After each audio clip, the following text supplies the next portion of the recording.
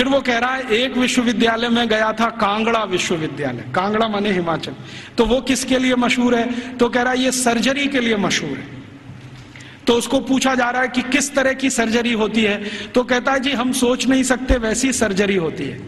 और उसको उसने शब्द दिया है जिसको आज के इक्विवेलेंट अगर मैं कहूं तो राइनोप्लास्टी। राइनोप्लास्टी सर्जरी का लेटेस्ट साइंस है 21वीं शताब्दी का, जिसमें आपके शरीर के किसी अंग के चमड़े को निकालकर किसी दूसरे अंग पे लगा दिया जाए। और ये 1835 में वो बोल रहा है कि कांगड़ा विश्वविद्यालय में तो ये सब सिखाया जाता है और सब सीखते हैं राइनोप्लास्टी। तो वो कहता है मैंने मेरी आंखों से एक ऑपरेशन देखा है जिसमें पैर के नीचे के हिस्से से, माने घुटने से नीचे के हिस्से से चमड़ी निकालकर नाक पर लगाई गई, और वो कहता है 21 दिन में वो पूरा ठीक हो गया है, पता ही नहीं चलता है कि इसका कोई ऑपरेशन हुआ है। ग्राफ्टिंग जिसको कहते हैं, स्किन ग्राफ्टिंग। और ये 1835 में भारत में होता है। कांगड़ा विश्वविद्यालय का उसने लंबा डिस्क्रिप्शन किया है कि मैंने ऐसा देखा, मैंने वैसा देखा।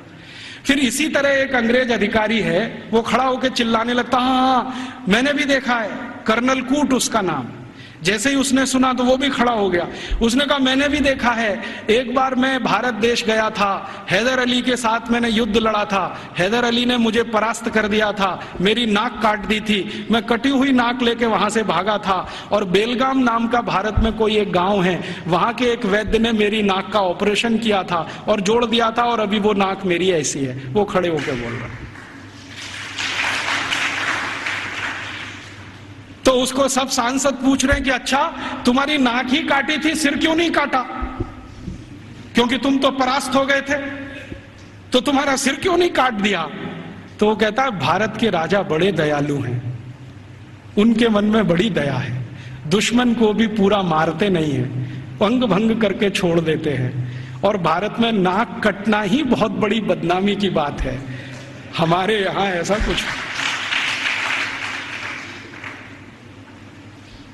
तो ये कर्नल कूट के जो कहे हुए और मैकॉले के कहे हुए इन दस्तावेजों से अंदाजा लगता है कि सर्जरी कोई बहुत ऊंचे स्तर की थी।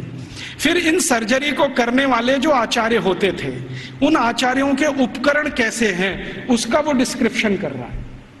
और आपको सुनकर आश्चर्य होगा कि सामान्य रूप से सर्जरी का एक आचार्य, आचार्य माने आज का MS, मास्टर ऑफ सर्जरी, उस जमाने का आचार्य, तो वो कहते हैं कि सामान्य रूप से एक आचार्य के पास कम से कम 500 इंस्ट्रूमेंट्स तो होते ही हैं। वो कहता 20 तरह की तो उनके पास क्लिप्स हैं, ये जो 2 वाली होती है ना पकड़ के, 20 तरह की, और सभी उच्च स्तर के लोहे से बनी हुई, जिनमें कभी जंग नहीं लगता। फिर वो कहता भारतवासी बिना जंग का लोहा बनाना तो 10वीं शताब्दी से जानते हैं, हमने उनसे ही सीखा है, हमको लोहा बनाने की तकनीक भारत से ही आई है, और ऐसा लोहा बनाना जानते हैं जिसपे कभी जंग नहीं लगती। वो आज भी कभी देखना हो तो चले जाइए, मेहरौली का खंबा खड़ा हुआ है। वो कहता इनको ऐसा लोहा बनाना आता है तो इंस्ट्रूमेंट अच्छे अच्छे बना लेते हैं।